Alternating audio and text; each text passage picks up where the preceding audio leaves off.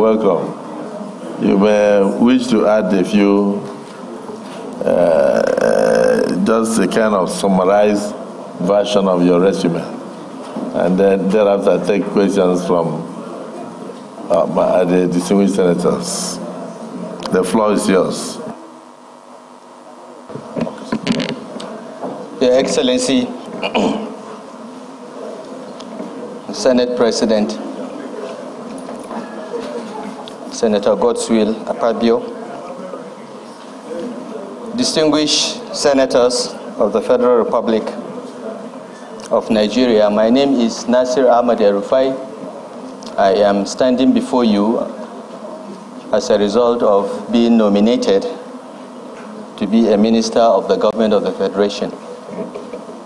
I was born about 63 years ago in Daudawa, a village in Katsina State, and I attended primary school in Daudawa and Kawo, Kaduna.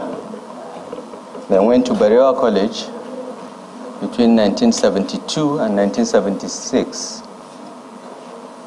Completed the West African School Certificate and went to Ahmadu Bello University, where I graduated in 1980 with a degree in quantity surveying. 2 years later, I went back to school to get a master's in business administration from the same university, Ahmadu Bello University, Zaria. And a year later, completed a postgraduate diploma in computer science. Subsequently, in years ahead, I got a law degree from the University of London and NLB from University of London, a master's in public administration from Harvard University Kennedy School of Government. I started my business as a consulting quantity surveyor in 1981 after completing my youth service in Ogun State, and I served in Abeokuta with a company called George Wimpy Nigeria Limited, then building the Oyan River Dam. I worked for a few months, the construction company building the ABU Teaching Hospital before establishing the quantity surveying consulting firm, El-Rufai and Partners. The firm still exists. It's one of the largest quantity surveying firms in the country. It's being run by my partners. I left the firm since 1998 when I was asked by General Abdulsalam Abubakar to be one of his policy advisors after the death of General Sani Abacha. During the handover to President-elect Obasanjo, the President-elect promised me that he would want to invite me to work with him when he takes over, and he did. I was appointed the Director General of the Bureau of Public Enterprises, where I was tasked to kickstart the federal government privatization program, which had been suspended since 1993. During that period, for the next 4 years from 1999, I was in charge of the program. And it was during this period that we privatized most of the banks, commercial banks, cement, sugar companies, vehicle assembly plants. And we also designed and steered the reforms in key sectors like telecommunications, which turned out to be quite successful. We also started reforms in the electricity supply industry and oil and gas. In fact, the first draft of what turned out to be the Petroleum Industry Act was drafted by the BPE when I was in charge. Some of the distinguished senators here were either in the House of Representatives or in the executive branch, like distinguished Senator Goje, who was Minister of State for Power. We all worked together to steer these reforms ahead. I was then appointed Minister of the Federal Capital Territory after confirmation by the Senate. So this is the second time I'm coming back to these distinguished chambers. The first time was 20 years ago, in 2003, when I was confirmed and appointed Minister of the Federal Capital Territory. I administered Abuja for 4 years, and thereafter I went back to school. That's when I acquired my law degree and my MPA from Kennedy School of Government.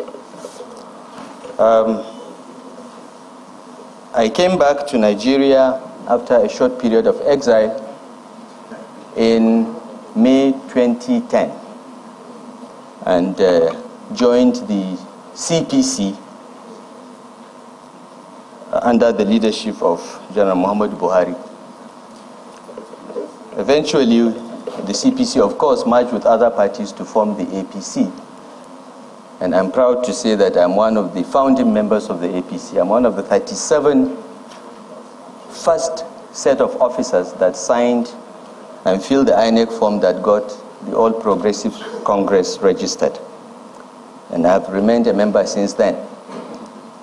In 2015, I was elected the governor of Kaduna State and re-elected in 2019. Your Excellencies, this is a short summary of my life, my education experience, private sector and public service career. Thank you, Mr. President.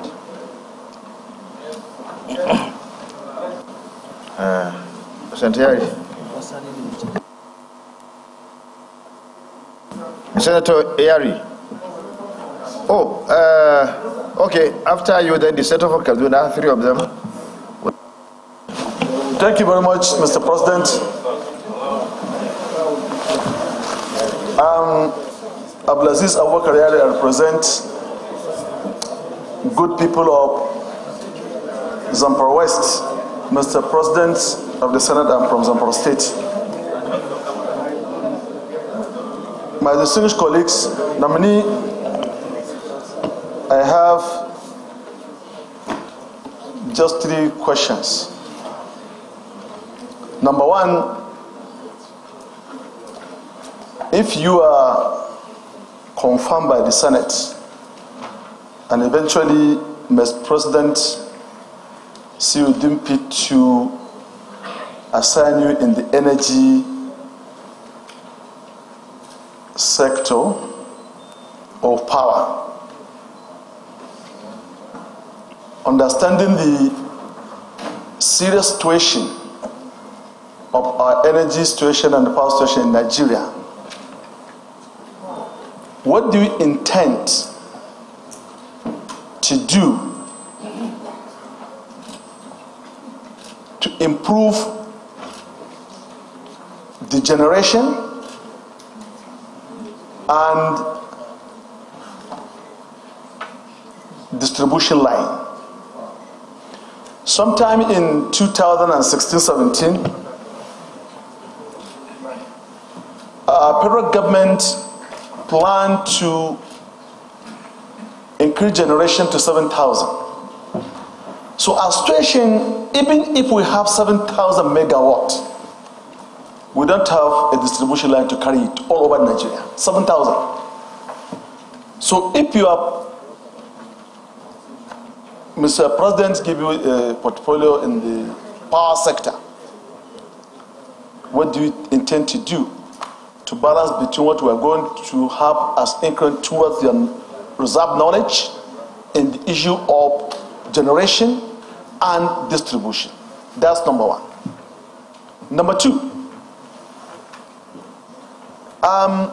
you and I, we have the same opinion when we are there, and I believe you know what I'm talking about, that on the issue of privatization of discourse, we have some opinion. If you get there, how do you want to intervene between the receipt, the outflow and inflow of generation and the book balances in the issue of payment, because we are a kind of in double jeopardy. At any point in time, we are out of subsidy of oil. But I'm happy that I had sometime in January or February this year, the federal government back out in the issue of paying subsidy to energy. So how do you intend to balance that? Because the generation, when it's sent to disco, the generation don't lose their money in any way. They go straight to get their funds from the guarantee given by the federal government, instead of guarantee given by the discourse. That's number two. The last one, Mr. President, the nominee is still on the discourse. We knew that the global practice, water, power is not a social kind of program given just for free. But in Nigeria, reverse is the case. We are looking at it as a social services, which is not. So this discourse in place, where I and you in those days, we have done a lot of work as a part of our responsibility in governance to improve the supply. But for them to take even a clerk who will be collecting funds for them to remit back to the generation, they are not doing it. And we know it can go on ultimatum, that no need for any other person. As we're doing our phone, we're taking our phone in the house, you meet about 6 people with the telephone site, a minimum of at least 5,000, 6,000 per set.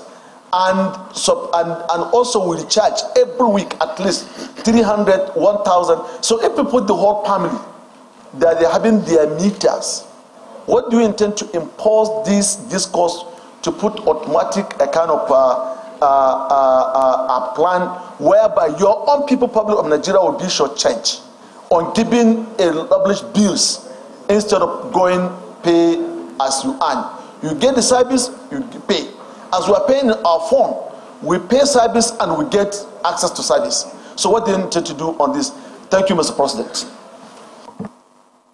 Senator Khalil. Thank you, Mr. President, distinguished colleagues. My name is Ibrahim Khalid. I represent Kaduna North. I am from Kaduna State. Let me start by congratulating the nominee for his nomination as a Minister of the Federal Republic. I wish to further inform this Senate that the resolve of the 3 senators from Kaduna State, in consultation with the people of Kaduna State from across the political divide, have resolved and agreed that we should support the nomination of this very important nominee. Furthermore, the nominee is from Kaduna State, an bona fide indigenous of Kaduna State. Secondly, he appeared before these hallowed chambers sometimes in 2003, and he was screened and cleared. And precisely, he is a person that is well known nationally and internationally. He has the capacity to continue with the good deed he's been doing while he was a minister. In this regard, I want to urge the Senate to consider this, and also, based on the established precedents that was established yesterday, in respect of his colleagues, the 2 governors who came and appeared before us. Nobody asked them questions. Because of their pedigree, they were asked to take a bow and go. We therefore, I urge the Senate, even with the questions that was asked, that the Senate do ask the nominee to take a bow and go. We know him, we know he's capable. Thank you, Mr. President. Senator Karimi. This man.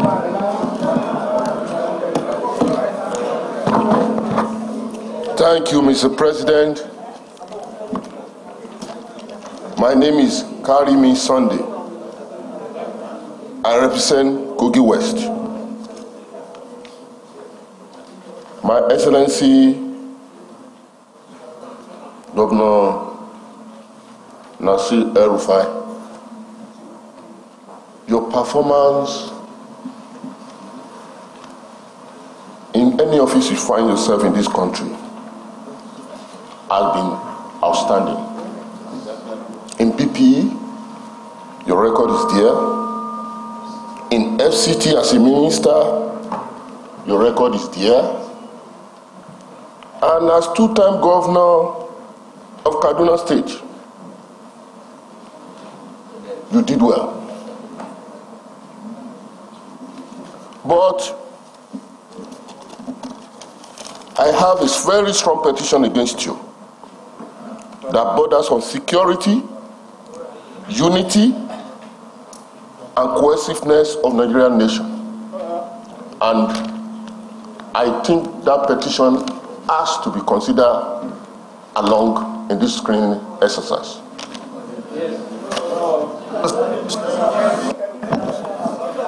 Senator Sani Musa. Thank you, Mr. President, sitting as chair. My distinguished colleagues, my name is Mohammed Sani Musa, representing Niger East Senatorial District. Everybody here will attest to the credibility of the nominee when it comes to performance in every assignment he has undertaken for this country. And he is not different from any other one that have also performed in other places.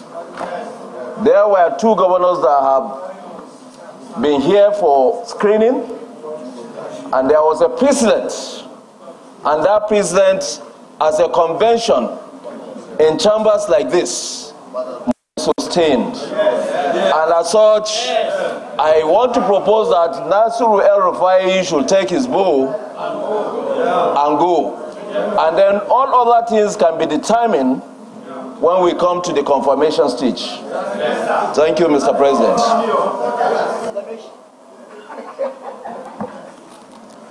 Senator Danjuma Goji.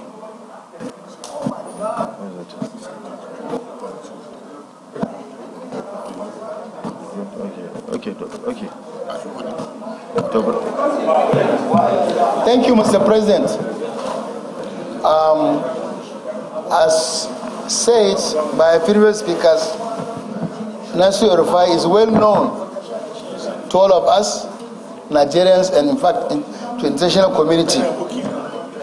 And as agreed by all of us, he has done very well in all the offices occupied, from DG, BPE to FCT Minister and two-time Governor of Kaduna State.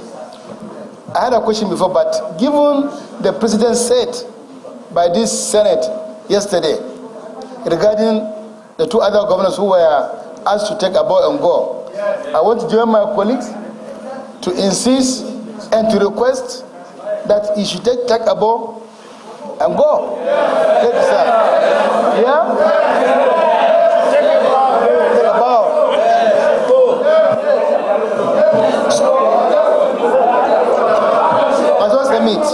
Thank you very much.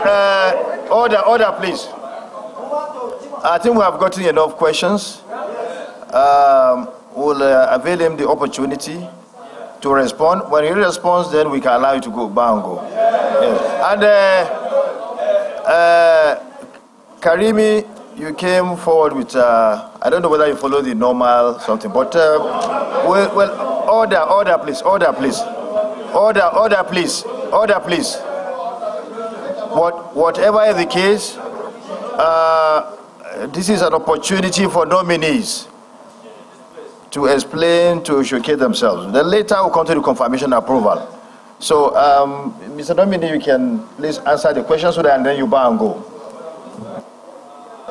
Thank you, Mr. Deputy Senate President.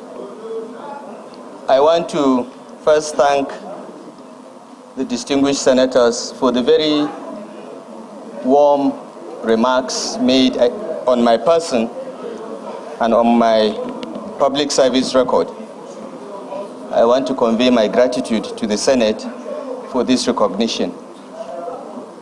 My brother, the distinguished senator from Zamfara State and our former chairman of the Governors Forum, asked 3 questions, all centered around the electricity supply industry. I will take them together because they are all connected.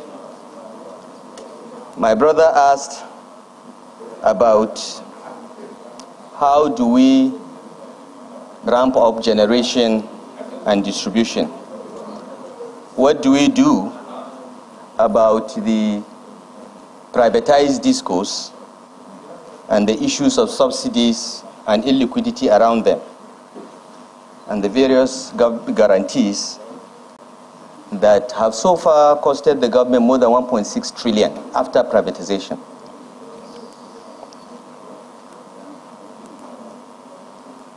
Your Excellencies, the electricity supply situation in Nigeria has defied every government for 60 years. It has defied every president. President Asiwaju Bola Ahmed Tinubu is committed to ensuring that Nigeria has stable and reliable electricity supply. Because without electricity, industrialization is a pipe dream. Without electricity, even agriculture today is not a viable proposition. So he's committed to that, and he has asked me to work with him to address these problems. And I will do my best to do so. Your Excellencies, right now Nigeria has about 13,000 megawatts of installed generation capacity. But we hardly do more than 4,000 or 5,000 megawatts. So to improve generation, the first order of business is to look at what is constraining the full production of electricity from this 13,000 megawatts. Why do we have 13,000 installed and only 4,000 or 5,000 being produced? Many of the generation stations cannot produce because of poor supply of gas. 80% of our generation is from gas, and the balance is hydro. The gas-fired stations often don't have supply of gas. There are power stations that have been completed 2 or 3 years ago, and they have produced nothing because there is no gas supply. So that's another thing that must be addressed. We must ensure that gas and power are together under one roof for this issue of gas supply, which has persisted for over 20 years, to be resolved. But Your Excellency, even if we are able to generate 13,000 megawatts today, our transmission infrastructure can only do 5,000, maybe 6,000 at best. So the second major constraint to electricity supply in Nigeria is the transmission infrastructure. We need to close the loop in our transmission system so that the 13 system collapses we had in 2022 are not repeated again in our history. And this can be done. There is money to expand the transmission infrastructure. We just need to organize ourselves, remove politics from transmission procurement, and focus on improving our transmission infrastructure. The third problem is distribution. In 2013, we privatized our distribution companies, 11 of them, 60% to the private sector, 40% to be held by government. The idea is that the 40% is supposed to be listed on the stock exchange so that every Nigerian will be a shareholder in these companies. But that has not happened. 10 years after privatization, the government is still, in one way or the other, subsidizing electricity. As I said the last time we checked, it was about 1.6 trillion in a privatized environment. This is unsustainable and unacceptable. But what do we do with the distribution companies? They have been privatized. About 5 or 6 of them are under receivership because those that bought the companies borrowed from banks and have not been paying the banks. So the banks have taken over 5 or 6 of them. And the last time we did a stress test on the distribution companies, only about 3 of them out of 11 are doing well.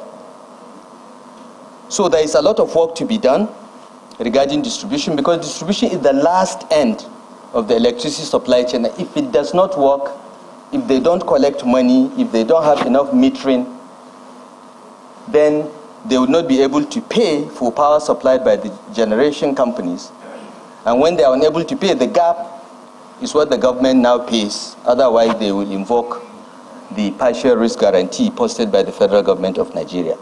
So this is a major problem and has to be addressed. But in the short term, the liquidity situation in the electricity supply industry has to be looked at.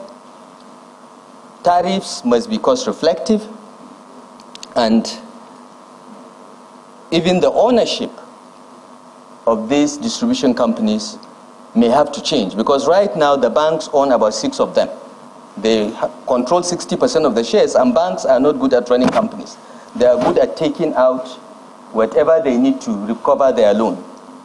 So we intend, if given the opportunity, to sit and work out a system in which perhaps we'll be able to attract fresh capital, fresh new investors with technical and financial capacity into the distribution chain so that it can be expanded.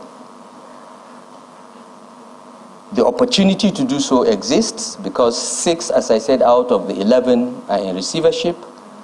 3 are doing okay. The others are 50-50. But a holistic approach is needed. And Your Excellencies, this is a problem that requires the support of everyone. It's not just Mr. President who will lead from the front, but also the National Assembly. Certain amendments to the Electricity Act 2023 may be needed. Certain amendments to the Petroleum Industry Act 2021 may be needed to bring this sector to align so that we provide Nigerians stable and reliable electricity. The President's vision is that within 7 years, we will not have power outages in this country. The President is saddened by the fact that countries like Benin Republic, Cameroon, Niger, our neighbors that are smaller countries, have reliable electricity. You don't see power cuts in these countries yet. With all our resources and our capabilities and the quality of people we have as a nation, we are unable to provide electricity to our households and our businesses. And he's committed to working with everyone to ensure that this happens. And I urge the National Assembly to be a partner to make this happen. There are many parts of Nigeria that are not covered by the grid. The new Electricity Act provides the states with greater involvement now in the electricity supply industry. And what is happening in the world provides an opportunity for Nigeria to attract a lot of resources into the renewable energy sector, utilizing solar, wind, and even nuclear.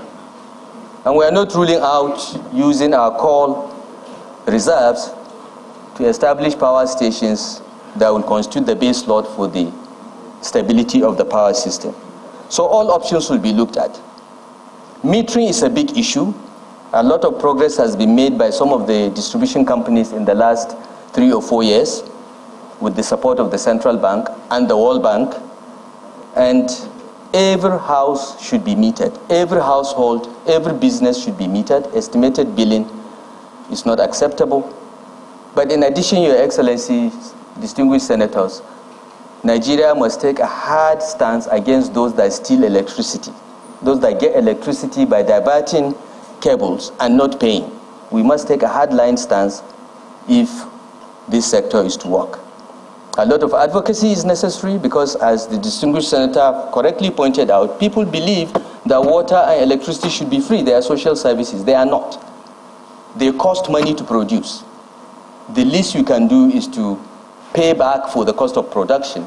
And if you hand it to the private sector needs a return on its investment over and above the cost of production.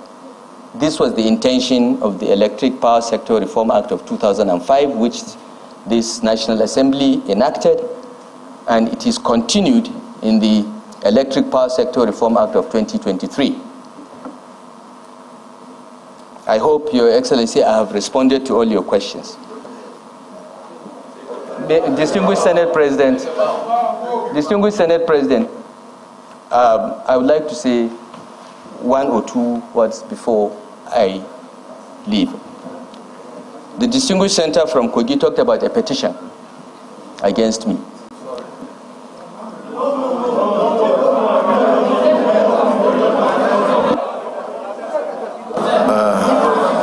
Distinguished colleagues,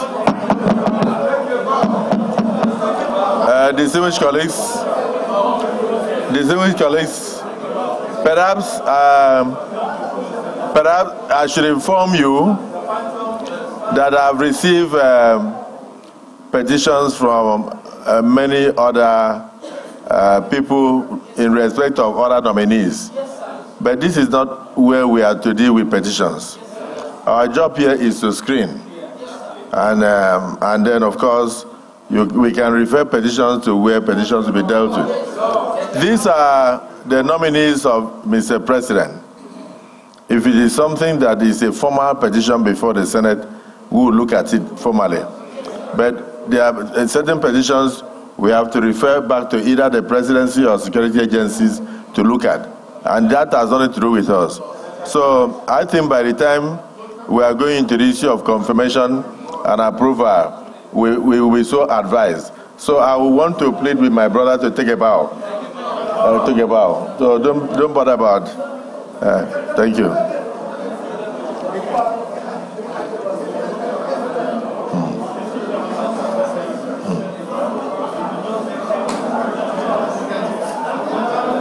Okay. Thank you, sir. Thank you.